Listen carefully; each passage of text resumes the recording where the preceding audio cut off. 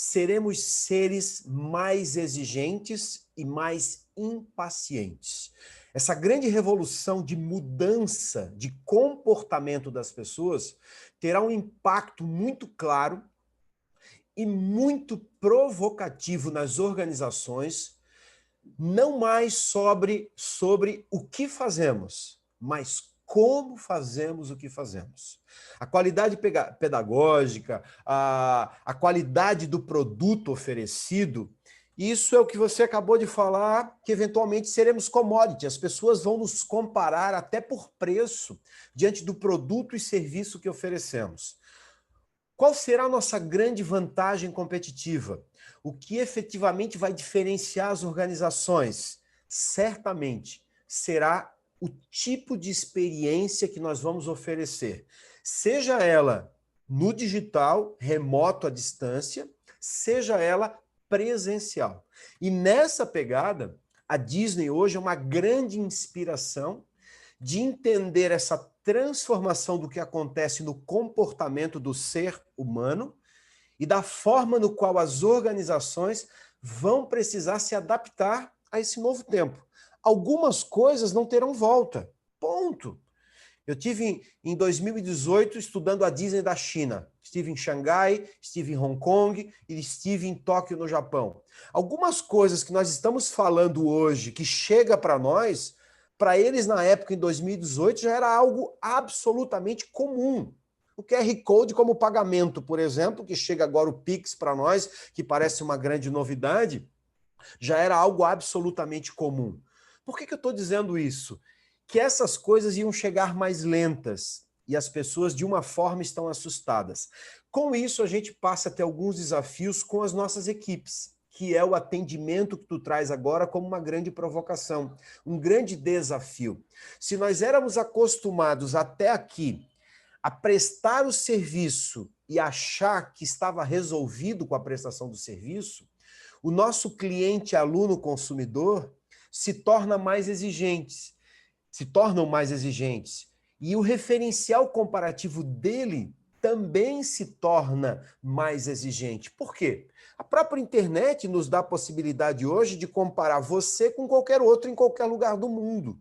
E como o digital chega em alta velocidade, nós teremos que estar atento a tudo que está acontecendo e preparar o nosso time para ser alguém que faz uma entrega não mais só de um produto excepcional, de um serviço excepcional, mas de uma experiência. E aqui vem as interações, os pontos de contato, aonde a gente vai entrar no atendimento, que é o nosso papo hoje aqui. Então eu diria para todos vocês, preparem-se. O novo tempo será um novo tempo de cliente realmente muito mais exigente e que vai demandar muito mais atenção. Vai aí, Bernardo, depois eu entro com Disney aí. Bem nessa linha, Alexandre. A gente, então, digamos assim, caiu a ficha, a gente tem que mudar, né? A gente tem que compartilhar, por vezes, uma cultura de uma empresa que a gente está ligado. A gente quase tem um papel quase como se fosse um franqueado, né? Então, mas a gente tem que desenvolver uma cultura própria. E a nossa cultura própria tem que ser uma cultura de envolvimento, de capacitação, de atendimento. Não raras vezes, as pessoas que a gente traz para trabalhar com a gente, também tem que começar a compartilhar desses valores, dessa base, digamos assim, cultural, para gerar essa, vamos falar assim, essa cultura de atendimento. Como é que se faz isso, afinal de contas? Então vamos lá. Quando a gente fala em usar Disney como referência aqui, é responder exatamente a tua pergunta, né? O que a maioria das organizações não tem? Uma cultura absolutamente clara, simples e mensurável. O grande centro do negócio Disney é ter uma cultura clara, simples e mensurável. Por quê? As pessoas precisam de referência. Se as pessoas não tiverem uma referência clara, cultura, As pessoas fazem o que fazem no seu dia a dia baseado com suas referências pessoais. Aquilo que ele aprendeu no longo da sua jornada de vida profissional, o que ele tem antes. Então, ele traz para dentro da organização o seu jeito. E quando ele vai para o dia a dia, na verdade, ele faz o que acha que é certo. Esse modelo Disney que eu levo para as organizações, esse grande escopo cultural, é construir uma cultura clara. Obviamente, você já tem uma cultura.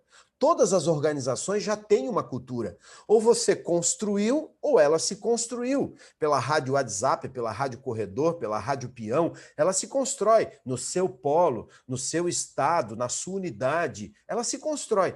Ou você entrega uma cultura clara, ou ela se constrói.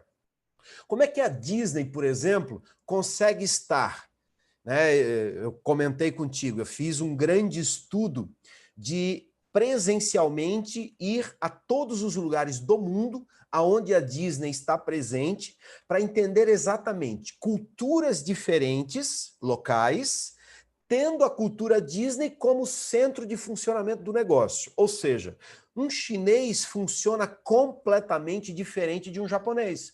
O japonês é processo, procedimento, cortesia. O chinês já tem outros olhares aqui, que o processo dele no dia a dia, a cultura de relacionamento dele é muito complicada. Você vai para uma cultura americana completamente da cultura chinesa, e eu fui entender isso nos mais diferentes lugares do mundo. Você pega um resort da Disney no Havaí, 98% das pessoas que trabalham no resort são nativos da ilha de Honolulu. Você pega um parque da Disney na China, 99% das pessoas que lá trabalham são chineses. E aí você vai para Tóquio, você vai para Hong Kong, e isso se repete. E o que é mais legal, você vai para qualquer um desses lugares, você coloca o pé lá dentro e você percebe que as pessoas que trabalham naquele lugar estão aculturadas pela cultura da Disney, ou seja, suas atitudes são geradas por uma referência cultural da companhia e não a cultura local. Obviamente, para a Disney conseguir isso numa China, por exemplo, a Disney, antes de abrir o parque da China em 2016, a Disney contratou 10 mil chineses e treinou os 10 mil durante 8 meses, pagando salário, para aculturar essas pessoas, para que quando ela abrisse o seu parque em Xangai, o parque funcionasse como Disney, e não na cultura chinesa.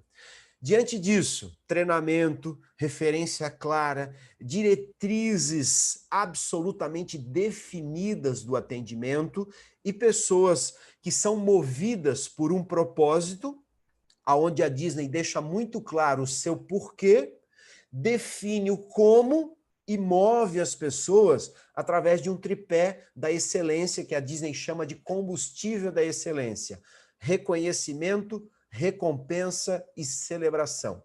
Esse tripé faz a cultura girar, ou seja, eu contrato pessoas baseadas numa cultura, eu treino as pessoas baseado naquela cultura de atendimento, eu empodero pessoas a terem atitudes baseadas naquela cultura. E eu reconheço, eu celebro e eu recompenso variável baseado na cultura. Com isso, a cultura vai para a prática e ela acontece. Portanto, no palco, como a Disney chama, as pessoas não agem pelo que elas acham, mas elas agem, têm atitudes baseadas num modelo claro, simples e mensurável. Esse é o centro do negócio Disney. Uma gestão por propósito, o porquê, e uma gestão de processos, procedimentos claros dentro de um modelo de gestão, com pessoas empoderadas e capacitadas ao fazer. Né? Toda a base da Disney vem de uma fala do Walt que falava em sonhar, acreditar, ousar e fazer. Portanto, falar de modelo Disney é geração de atitudes inspiradas por um sonho, um propósito aqui, um desejo de realização de algo, e sempre movendo as pessoas a ir além da média. O negócio da Disney é fazer com que as pessoas saibam o que precisa ser feito, no mínimo, na experiência que precisa ser entregue, e dar a liberdade de tomada de decisão, sabendo a referência para onde ir, para que as pessoas sejam criativas e sejam capazes de colocar o seu tempero. Ou seja, o Mickey vai ter um papel de Mickey, ponto. Ele conhece o roteiro do Mickey, ele conhece o papel do Mickey e foi treinado para ser o Mickey. Mas a Disney empodera ele para que ele possa usar o que ele tem de talento individual, de tempero individual, além do mínimo que o Mickey precisa entregar. Mas ele precisa conhecer o papel do Mickey, por exemplo. Se nós fôssemos para os nossos times, é perguntar: cada pessoa do nosso time sabe exatamente o seu papel? Cada um conhece absolutamente o seu roteiro? E cada um ensaiou de forma profunda para que ele possa levar o show, como a Disney diz, para o palco todos os dias para o cliente, e seja à distância, seja no WhatsApp, seja no telefone, seja presencial. As pessoas precisam ter ensaiado e sabendo o que precisa ser entregue. Então esse é o modelo central Disney aqui, nessa fala provocativa, para que a gente possa pensar: eu tenho um time que sabe o que precisa fazer?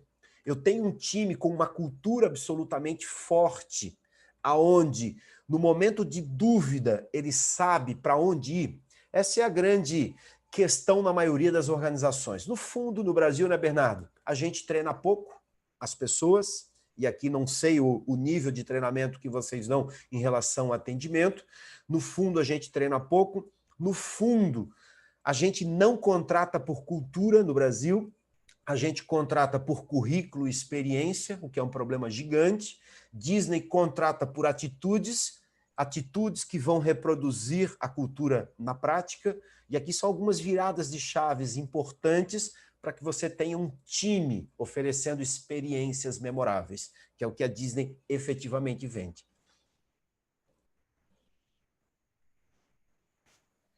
Ok, antes de abrir as perguntas para todos os participantes, quem quiser perguntar, a gente, por favor, só levante a mão e aí pelo aplicativo que a gente vai liberando o microfone de acordo com a ordem. Ô, Alexandre, isso aí não é coisa para empresa grande, não? Bernardo, eu implanto esse modelo, Bernardo, num Itaú com 110 mil pessoas, num Albert Einstein, tenho rodado tudo que é modelo de empresa, a escolas com 20 pessoas, com 100 pessoas, a clínicas com 5, 2 médicos, 3 recepcionistas. Disney, esse modelo de atendimento Disney, é muito legal entender isso. É gente cuidando de gente. Por isso, o modelo Disney é aderente à área financeira, educacional, saúde, entendendo o tempo inteiro que são pessoas servindo pessoas. E aqui algumas quebras de paradigmas, alguns olhares de que nós falamos muito hoje no Brasil sobre empatia, falamos sobre servir, mas no fundo vivemos um processo de individualismo muito forte, vivemos um processo de egoísmo muito forte. E isso se reproduz no atendimento. No fundo, hoje, qual é a grande sacada? A gente precisa conquistar não mais só a mente das pessoas, mas a gente precisa conquistar coração das pessoas. Se eu não significar, Mark Saborne diz, né? As pessoas que não se sentem significativas raramente fazem entregas significativas. Diante disso, para qualquer tamanho de organização, Bernardo, é possível levar um modelo como esse. É gente cuidando de gente. É a beleza desse negócio. Quando eu era professor na FGV, que eu fui estudar pela primeira vez a Disney na prática, fui lá para o Disney Institute. Isso foi a grande revolução. Eu fui professor de estratégia, eu aplicava planejamento estratégico em organizações, e isso me inquietou, porque eu via que, no fundo, 90% das pessoas nas organizações que têm missão, visão, valores, o time não sabe nem o que isso significa. Isso está lá na parede, isso não está na prática. Esse modelo Disney, que é pautado por propósito, portanto, significar as coisas, é um modelo que você pode perguntar, e eu faço isso, você pergunta para uma menina que recolhe cadeira na praia no resort da Disney no Havaí, por que você faz o que faz? Ela tem na ponta da língua, eu estou aqui para gerar felicidade. através de experiências mágicas, memoráveis para as pessoas. Você pergunta o padrão de atendimento da Disney, que são as 4 chaves Disney, as pessoas, você pergunta numa loja da Disney em Veneza, uma loja da Disney, sei lá, na Itália, na França, aonde você for. As pessoas têm isso na ponta da língua. E a gente está falando de parques de diversões, a gente está falando de 1.300 lojas espalhadas no mundo inteiro, 200 países. A gente está falando de navio de cruzeiro, a gente está falando de mídia, a gente está falando de um caminhão, 200 mil pessoas que tem um modelo cultural na cabeça para fazer o negócio acontecer. Ah, só para negócio grande? Não, quanto menor, mais fácil.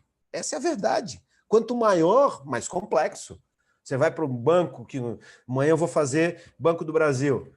Tem 100 mil pessoas. Eu estou no Banco do Brasil fazendo trabalho há mais de 2 anos, levando o modelo, levei para o atacado, levei para os gerentes de PJ, agora a gente está levando para as regiões, para quebrar. É um banco que tem mudança cultural acontecendo. A gente olha para vários modelos aí, transformando cultura. É possível para todos os tamanhos. Acredite nisso. Beleza. Carlos Eduardo, por favor, pode abrir o microfone e fazer o seu questionamento. Estamos numa galera aí já, né? Coisa boa. Alexandre, primeiramente queria te agradecer pelo privilégio de poder contar contigo aí no nosso roadshow. Em nome da Berrolos, mais uma vez agradecer por todos nós pela oportunidade. Alexandre, queria colocar para ti que eu acredito que talvez seja também para os demais o grande desafio. A gente tem, como o Bernardo falou, pequenas empresas que prestam serviço para uma grande empresa chamada Uniaselv. Em se tratando dessa questão da possibilidade desse treinamento, confesso a você que tenho certa dificuldade de imaginar o formato desse treinamento. Provavelmente eu erro muito na minha gestão em relação a esse fator. Penso que talvez até de forma grosseira, porque a gente acaba repassando formador, que seria alguém que já está inserido no meio, muitas vezes que não tem exatamente a filosofia do projeto bem consolidada dentro da sua visão de negócio, e aí eu lançaria para você, na verdade, um desafio. De que forma que a nossa associação poderia, de alguma forma, criar um modelo de treinamento para a nossa equipe de atendimento nos nossos polos? Se isso poderia ser feito de forma mais, como se diria, enlatada, ou se isso há necessariamente de se passar por um modelo que tenha uma interação pessoa a pessoa. E aí também já aproveitando esse desafio, nessa mesma perspectiva, como que a gente poderia, por hipótese, lhe atrair para, de repente, criar para nós um princípio desse modelo, para que a gente pudesse implementar uma dinâmica que viesse a se tornar uma dinâmica usual dentro de todos os nossos polos que atendem a Uniaselv. Não sei se me estendi demais a pergunta, mas se ficou alguma dúvida, fico à disposição aí para lhe esclarecer, por favor. Carlos, vamos tentar fatiar, né? Um desafio inicial sobre como levar um treinamento como esse ao time. Normalmente, Carlos, quando a gente vai para um modelo como esse, o ideal, vamos lá, eu não sei qual é o tamanho do grupo de vocês, vamos lá, desse modelo de donos de polo, né? O que é o ideal? É que esse grupo, que nós tivéssemos um encontro, por exemplo, para fazer um alinhamento cultural, uma definição do que é desejável, do que é inegociável. O modelo da Disney é definir o que é inegociável dentro de um atendimento, o que é desejável dentro de um modelo de atendimento e o que não é desejável. Então a gente precisaria fazer um alinhamento cultural, definir por que existimos, por que fazemos o que fazemos, como significar isso para a equipe, né? Dar sentido para as pessoas, claro. Muitas vezes isso está na cabeça lá do líder, o líder entende o que é isso, mas quando a gente reúne mais líderes há uma diferença, então a gente precisa criar esse escopo, essa definição cultural. Feito isso, eu traria para dentro do modelo Disney, que para mim é o grande centro do modelo, que é a construção das chaves. E aí eu precisaria fazer uma explicação mais ampla para vocês entenderem o que são essas chaves, né? As chaves são os geradores de atitude. Então, as chaves da Disney são segurança, cortesia, show e eficiência. Tudo na Disney está pautado nessas 4 palavras. Todo o modelo do negócio dela. Se a Disney tiver um lugar seguro, com pessoas corteses, dando um show de maneira eficiente, ela entende que ela gera um espetáculo feliz. Essa é a base do negócio da Disney. Simplicidade. Todas as atitudes desejáveis e inegociáveis serão geradas a partir daqui. Então, era como se nós reuníssemos todo esse grupo de liderança, definíssemos um propósito, que eu não sei se existe hoje, que seja comum a todos, definíssemos como, o que materializa isso na prática, que são exatamente essas chaves. As chaves é a possibilidade das pessoas tomarem decisão. Na dúvida, é inseguro ou é seguro? Eu vou ter que ser seguro. É cortês ou é grosseiro? Eu vou ter que ser cortês. Então, são definições de atitudes que colocam isso na prática. Feito isso, a gente desceria para o time. Com o time, nós capacitaríamos as pessoas com essa base cultural através das diretrizes que colocam isso na prática. E essas atitudes, em regra, eu construo com as próprias equipes nas suas áreas. E depois vai fazer um grande consenso para ter uma definição global do negócio, né? Qual é a nossa cara de atender? Então, se eu vou para um hospital, vou dar um exemplo, um hospital em São Paulo, 5.300 pessoas. Definimos lá que o hospital é seguro, ele é ético, humano e acolhedor. É a cara do hospital. Um lugar que salva vidas de maneira ética, que é humano em todas as atitudes e é sempre acolhedor quando alguém chega lá. E aí tudo, o corpo clínico, o estacionamento, a menina que atende no pronto-socorro, tudo vai se derivar disso aqui para construir as diretrizes. O desafio, Alexandre, como levar isso a todos? Hoje, a ferramenta online é uma possibilidade real daquilo que vocês já utilizam. A gente pode fazer encontros com esses grupos online, ou a gente pode fazer, eventualmente, alguns presenciais para ter um contato, alguma coisa. Aí tem que montar, entender o tamanho de vocês, entender a quantidade de polos, como mobilizar essas pessoas. Mas, sem dúvida, o online hoje nos dá uma ferramenta incrível para que a gente chegue nas pessoas de maneira muito mais fácil. Eu diria que esse de definição de escopo cultural, o ideal dele é presencial. Eu precisaria sentir vocês, né? Entender as pessoas aqui de uma maneira mais clara, as diferenças de pensamento, de olhares. Não, meu polo é mais assim, meu polo é mais assado. Isso seria extremamente relevante. Então, é dimensionar, tá? A gente pode fazer coisas extremamente longas. Eu estou em cooperativas de crédito há 3 anos, fazendo implantação, com resultados de aumento de 200% de ativo pela melhoria no atendimento. O mundo está dizendo hoje, se você fizer intervenções simples e pequenas nas experiências do cliente, pesquisa americana agora, em 3 anos você é capaz de aumentar em pelo menos 77% a sua receita. Pelo menos, com intervenções simples, como agilidade, diminuição do esforço do cliente, melhoria da retenção através da empatia, e aí vai, um caminhão de pequenas intervenções que podem melhorar muito o resultado.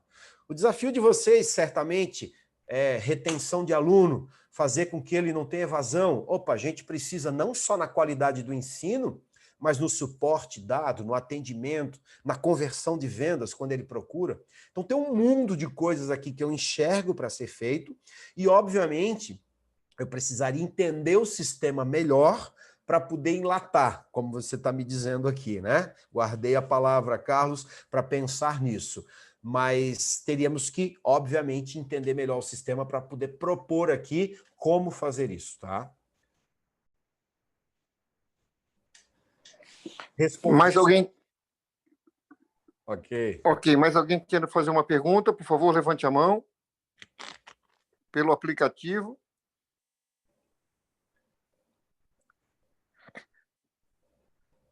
Alexandre, as diferenças culturais que nós temos nas várias regiões, né?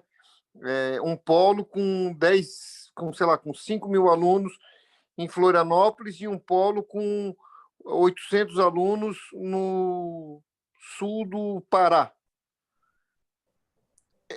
Como isso pode impactar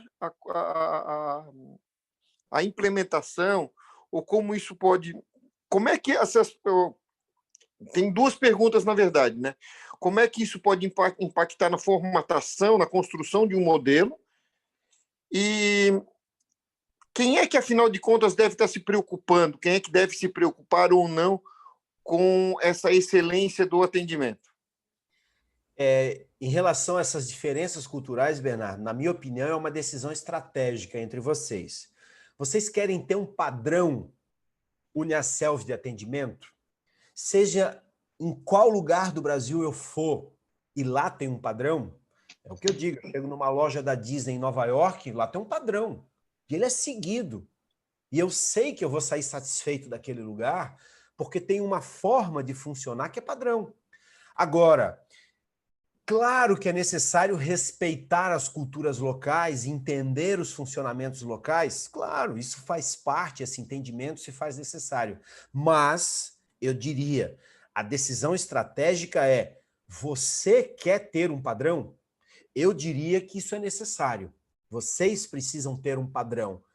O teu cliente, independente do lugar que esteja, e aí eu não sei se isso estrategicamente está definido assim, ele consegue encarar um padrão, não pela apostila ou pelo material que vai ser dado, mas a forma no qual é dado suporte, na forma no qual ele é tratado, ele é cuidado e os problemas são resolvidos, se a gente precisa ter um padrão aqui ou não. Eu te diria que o meu pensamento, que organizações que carregam o mesmo nome em lugares diferentes, precisam ter um padrão mínimo da prestação de serviço do atendimento. Por quê? Voltamos para o início do nosso papo. As pessoas estão extremamente exigentes e nos comparam. E vão comparar com a sua concorrência, não tenha dúvida. E quando a gente não tem padrão, mas Alexandre, padrão robotiza pessoas? Não, não é disso que eu falo. Eu não gosto de falar do padrão que robotiza. Vamos lá, o script de uma menina do call center liga para você e diz assim, você usa cartão de crédito? Ela está esperando que você diga sim ou não. Se eu disser sim, ela diz uma coisa. Se eu disser não, ela diz outra coisa. Aí eu digo para ela assim, por que você quer essa informação? Pronto, aí ela não sabe mais o que fazer. Eu recebi uma ligação como essa dias atrás e eu disse para a menina, por que você quer saber se eu uso cartão de crédito? Ela disse, não, senhor, o senhor tem que me dizer sim ou não. Eu disse, não, eu não vou lhe dizer sim nem não se você não me disser por quê. Ela disse, senhora, assim eu não consigo lhe ajudar. Aí eu disse para ela, você desculpa, mas eu não liguei para você pedindo ajuda. Quem ligou para mim foi você. Ou você me diz o porquê, ou eu não te respondo. O que ela fez? Desligou na minha cara. Por quê? Porque ela está robotizada. Ela não consegue sair de lá. Ela tem 2 scripts na tela e ela está robotizada. Esse modelo é um modelo de empowerment, entrega de decisão baseado numa cultura, baseado numa diretriz, aonde as pessoas, quando tem uma bifurcação, que ela precisa fazer uma escolha, ela precisa tomar uma decisão, ela sabe por qual caminho ir. É Alice no País das Maravilhas, né? Chega lá com o coelho, qual é o melhor caminho? O coelho pergunta, para onde você quer ir? Ela diz, não sei. Então o coelho diz, qualquer caminho serve. Pode ser o nosso time no atendimento. Se não sabe para onde ir, não tem um padrão, ele vai para o lado que ele acha. E quando cada um acha, é um risco nas organizações. Não sei se vocês passam por essas coisas, mas a maioria das organizações tem muita gente achando e fazendo muita lambança no dia a dia. Só antes de passar para o Carlos, uma característica do nosso segmento é que antigamente era mais comum um dono de polo ter um polo, no máximo 2 polos. Nos últimos 2, 3 anos, com a flexibilidade que o MEC proporcionou, ficou muito comum uma rede, um negócio, né? um dono, um diretor, ser dono de 3, 4, 5 polos, às vezes até mais. né? Por vezes, então, essa questão da cultura, dessa padronização, dessa excelência no atendimento, pode ser centralizada, às vezes, dentro desses grupos de polos. Concorda, Alexandre? Sim, você pode construir o seu padrão, né, Bernardo? De repente, dentro do teu polo. E aí é uma forma também de responder o Carlos Eduardo, eventualmente, fazer esse trabalho por polos. Ter uma cultura macro, mas ter a cultura do polo, da sua rede de negócios, dentro da sua equipe, dentro desse modelo Uniaselv. Então, também é possível fazer desse modelo, não tenha dúvida. Carlos, pode abrir o microfone.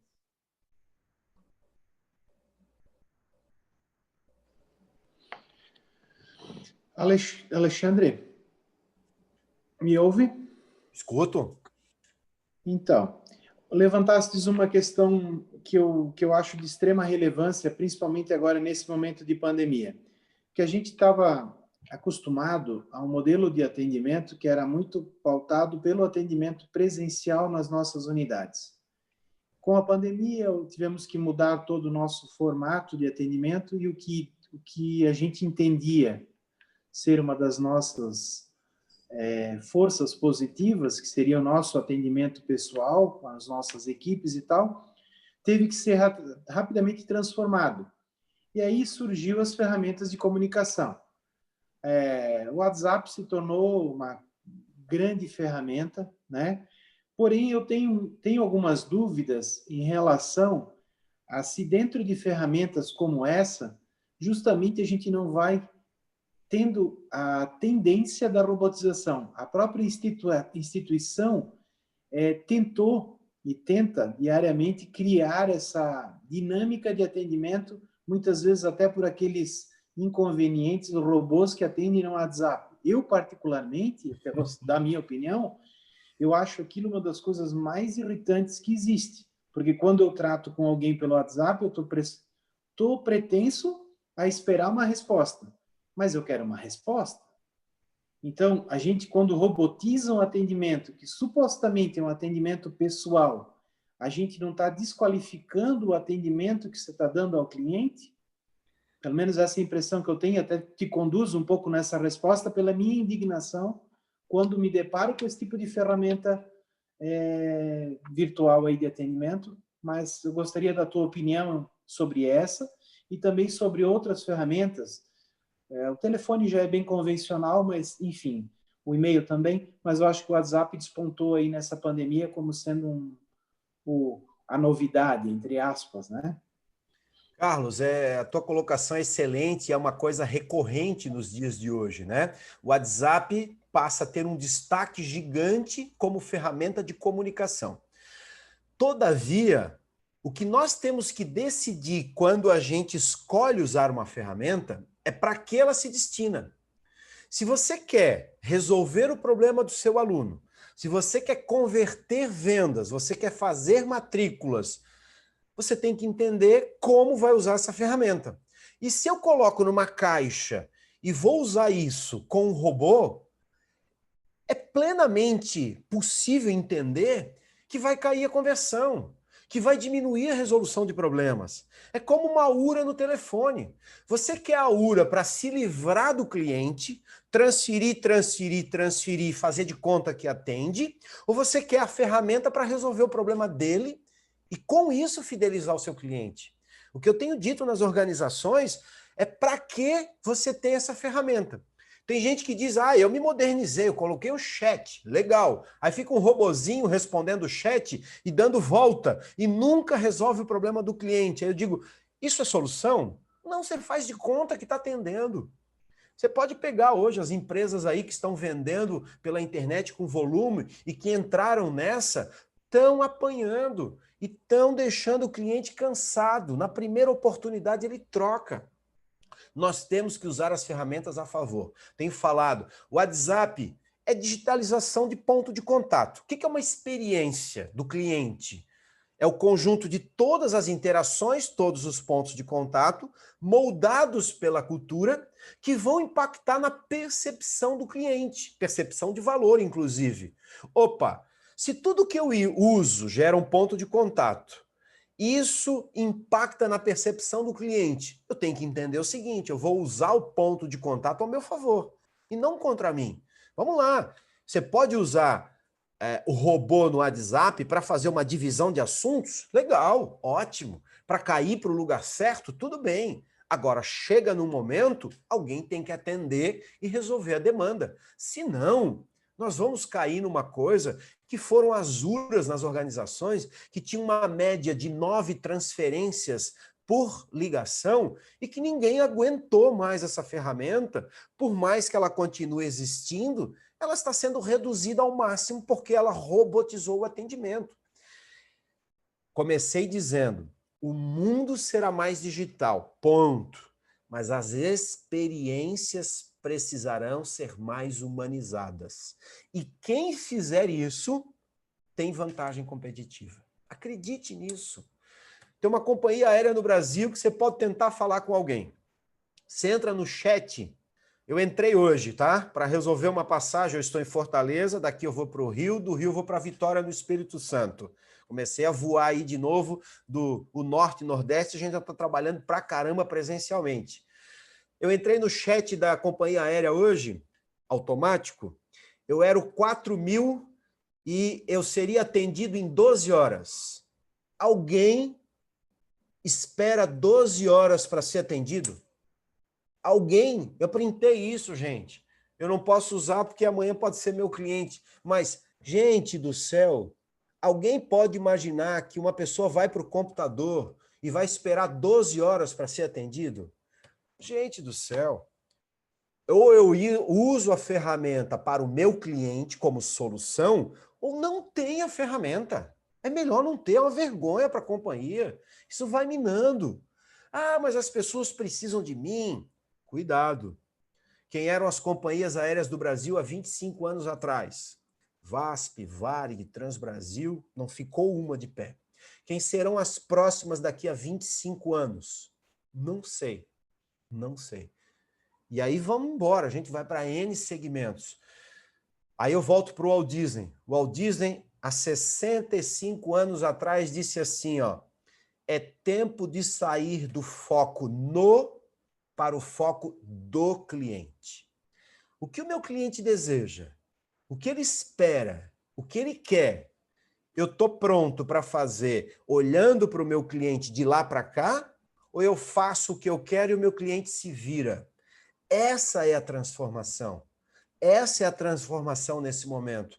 O cliente, aluno, ele quer ser respeitado, ele quer que as pessoas se coloquem no lugar dele, em qualquer segmento. Quando eu falo é gente cuidando de gente, é esse interesse genuíno pelo cliente. E não ter uma ferramenta que diz, cara, é tempo de transformação, gente. Precisa entender isso. As organizações, é tempo de ruptura. Se não fez até aqui, se o mercado aceitou aqui, entenda, novos entrantes vão chegar com tecnologia voando, barreira de saída vai diminuir, entenda, barreira de entrada vai diminuir para os negócios, estrategicamente as pessoas que estão hoje fortes precisam se fortalecer ainda mais para dar perenidade para os seus negócios. Se não, corre sérios riscos. Não sei se vocês assistiram reportagem do Fantástico domingo sobre a entrada do 5G. Será uma transformação, outra ruptura gigante, é um atrás do outro, gente. É um atrás do outro.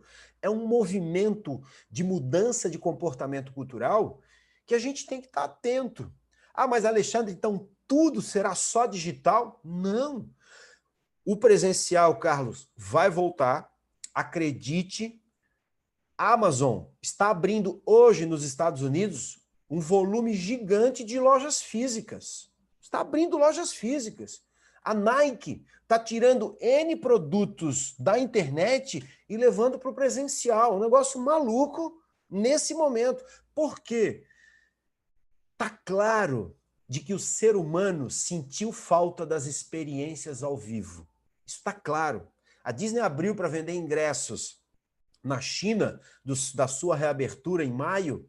A Disney vendeu os 30 mil ingressos no dia 16 de maio em 35 minutos para a reabertura. Os abutres do mercado disseram que a Disney não voltaria. As ações da Disney tinham caído de $141 para $83 em março.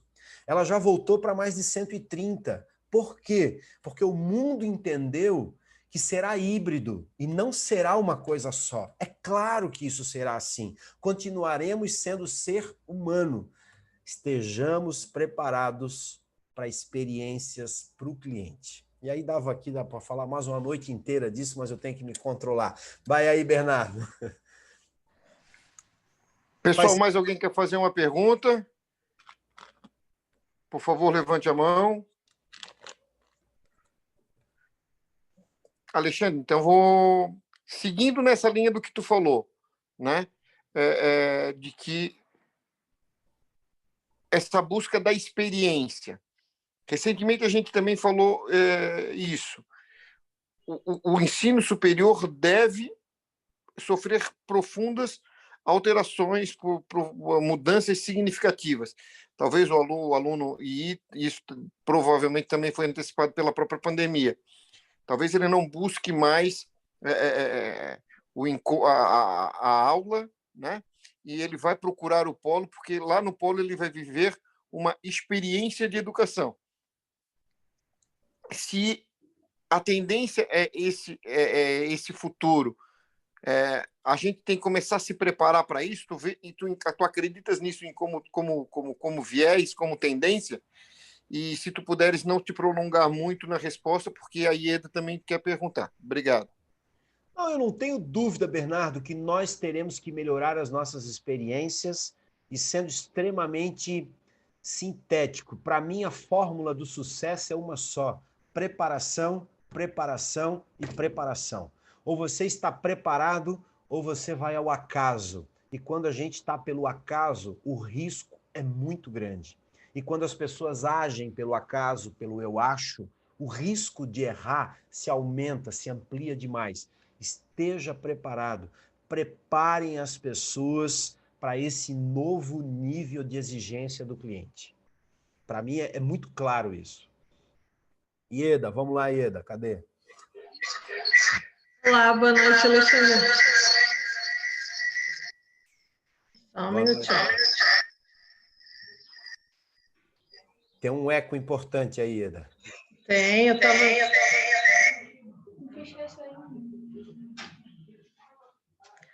Tá me ouvindo?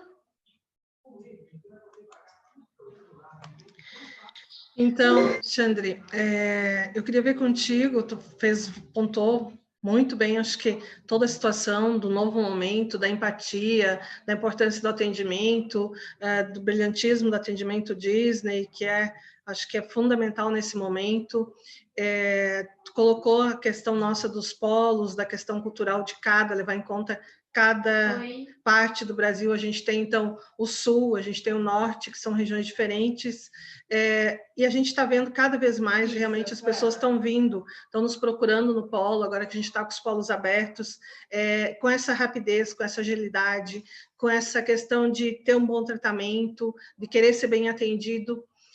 Você falou também a questão da educação do híbrido, né?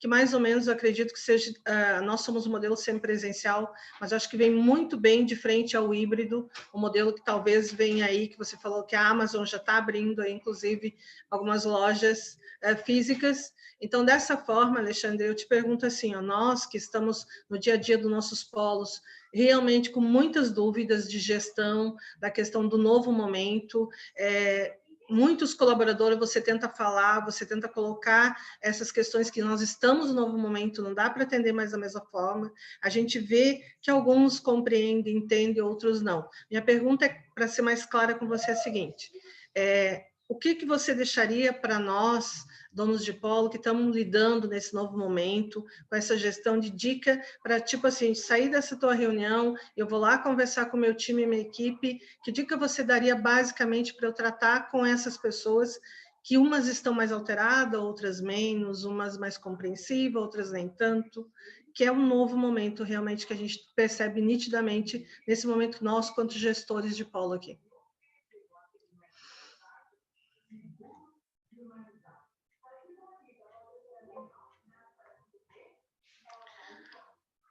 O teu microfone está fechado, Alexandre. Por causa do eco que estava dando, que podia ser comigo. Eu diria para você de que é necessário definir no seu polo ou no grande grupo no que vocês acreditam.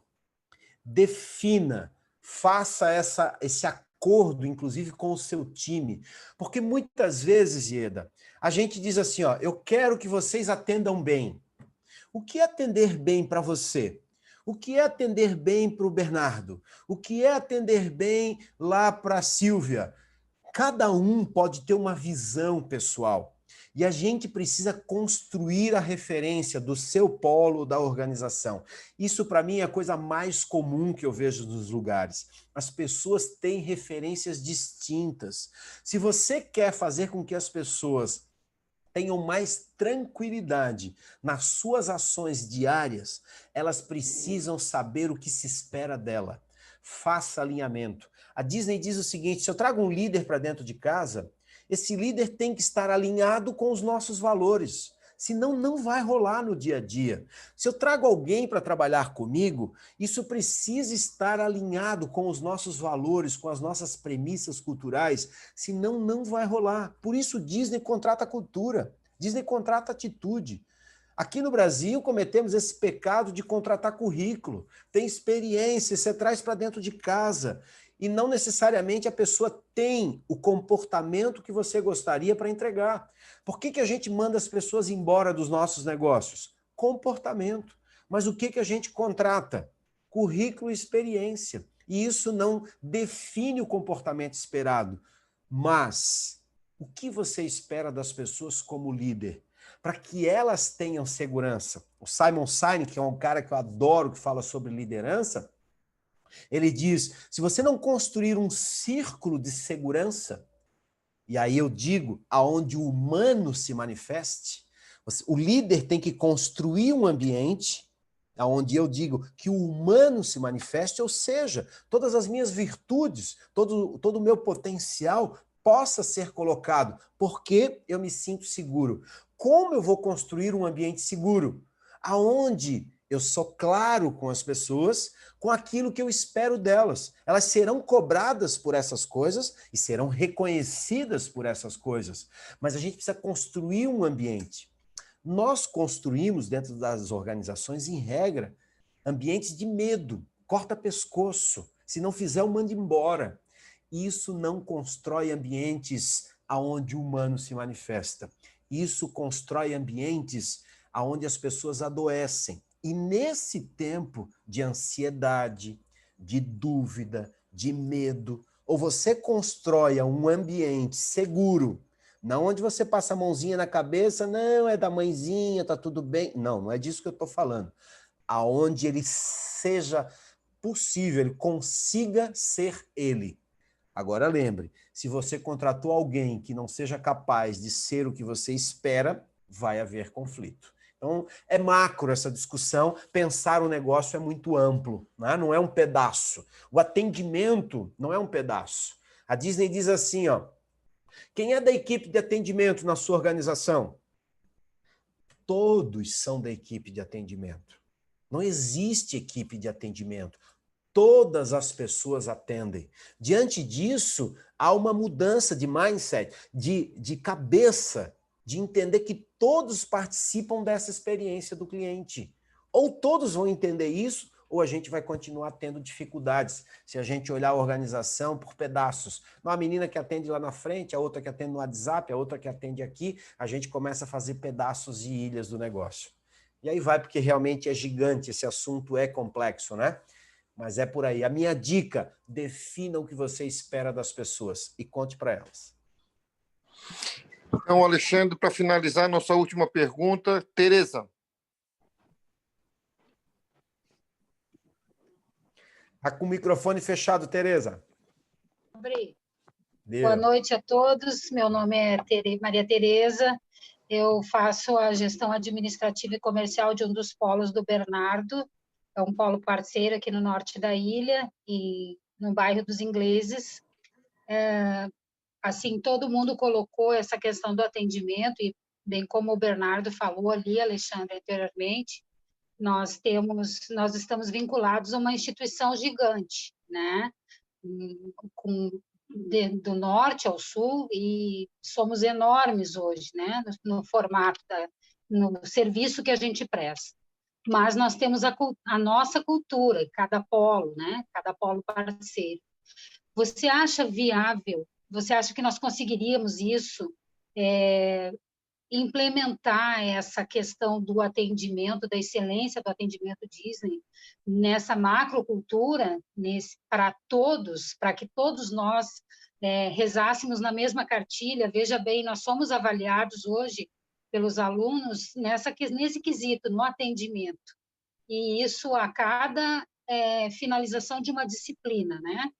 E eu, assim, no meu entendimento, dentro dessa gestão que eu faço, nem se compara o meu conhecimento em gestão com o do Bernardo, por exemplo, e o seu, obviamente, mas, assim, eu vejo que se confundem na hora de avaliar, porque nos avaliam como atendimento presencial lá no polo, suportes pontuais, questões que nós podemos resolver, mas nós estamos vinculados a uma outra parte, que é a parte da instituição em si, que é a questão da parte do acesso do aluno na plataforma. Muitas vezes isso não está 100%, não está contento, e aí somos mal avaliados. Então, eu vejo assim que é um trabalho gigante esse, né, de implantar isso para todos, e eu tenho certeza que todos os donos de polos que estão aí concordam comigo que a gente precisa fazer isso numa sintonia, num treinamento. Você acha que isso é possível? Sempre acho isso e tenho certeza, Tereza, que é possível. Obviamente, mudança cultural, mudança de comportamento não se faz com uma varinha de pirlim-pim-pim, que a gente faz assim, troca a chave e sai todo mundo funcionando. É um trabalho árduo, é um trabalho de engajamento de liderança, os líderes precisam estar engajados, líder precisa ser exemplo diante daquilo que é proposto para que as coisas possam acontecer. Mas eu não tenho dúvida, como eu falei, eu já implantei esse modelo em organizações de todo tipo de tamanho, de todo tipo de complexidade, e continuo acreditando que ele é absolutamente possível. Obviamente, não tem vida fácil, né? A Disney tem uma frase que diz assim: não é com mágica que se faz o bom trabalho, é com bom trabalho que se faz a mágica. Diante disso, é comprometimento, transpiração, consumo de energia para fazer as coisas acontecerem. Agora, dentro daquilo que tu falou, Tereza, só para fechar aqui, quando a gente pensa nesse modelo de avaliação, a gente pode entender como alinharmos para as pessoas darem suas respostas. A comunicação aqui sobre o alinhamento de expectativa e de respondentes também é importante ser pensado, né? Para que as pessoas saibam o que estão avaliando. Quando a gente usa a ferramenta NPS, por exemplo, é uma ferramenta que vai avaliar a experiência como um todo. Quando a gente faz a pergunta matadora, né? Baseado nessa experiência, você me indicaria? Aí ele está respondendo sobre todo, o que dá um indicativo muito forte, mas sozinho pode ser pobre. Por isso que você está dizendo, eu não sei qual é a ferramenta que vocês usam hoje para essa avaliação, mas até para construir na cabeça de quem responde claramente o que ele vai responder. Isso é fundamental também. Capacitar o aluno até sobre isso, falar sobre isso. Seria a minha sugestão aqui, inclusive. Com certeza. Eu, inclusive, numa dessas reuniões que nós fazemos mensalmente para compilar esses índices, né, que são medidos durante todo o processo ali, Nós temos um grupo, e esse grupo, então, avalia, e nós formamos um plano de ação para corrigir aquilo que está errado, e, óbvio, para bater palma para aquilo que dá certo. E lá, justamente, eu já falei várias vezes, eu e mais alguns outros gestores, sobre o quanto fica evasivo em algumas perguntas e o quanto o aluno desconhece o poder que aquilo ali tem de poder transformar algumas situações que desagradam ele. Ele não dá muita importância, eu acho que a gente foca muito pouco nisso, né? Mas como isso é uma coisa que vem pronta, engessada, vem para a gente digamos assim, vem para a gente pronto da Uniaselv, a gente não tem gerência sobre isso, e eu acho assim que aonde a gente entrou nas salas de aula para explicar para o aluno, deu muito certo, mas é um trabalho de formiguinha ainda, temos muita estrada para correr aí. Eu acho que isso é muito legal e lembra aquela frase que eu disse, quando as pessoas não entendem o significado das coisas, sim, as entregas são ruins. A gente tem que significar para todos. Por que eu respondo isso, né? E aí eu diria até, não sei se dentro do sistema, eventualmente o polo construir também uma ferramenta de medição disso, para ela ter um olhar sobre aquilo que considera mais relevante. Eventualmente você tem uma segunda, você tem o contato de todo mundo pelo WhatsApp, pelo SMS, sei lá, as pessoas podem... Eu não gosto de pesquisa longa, eu gosto de pesquisa objetiva que diga o que a gente quer saber, e não para perguntar um monte de coisa. Isso eu, quando vou implantar programas aí para entender retenção, fidelização dentro das organizações, falo muito sobre isso. Seja objetivo, prático. As pessoas hoje querem pegar o seu celular e dizer isso é aquilo, ponto. É o que as pessoas querem fazer. E assim elas nos dão a resposta certa.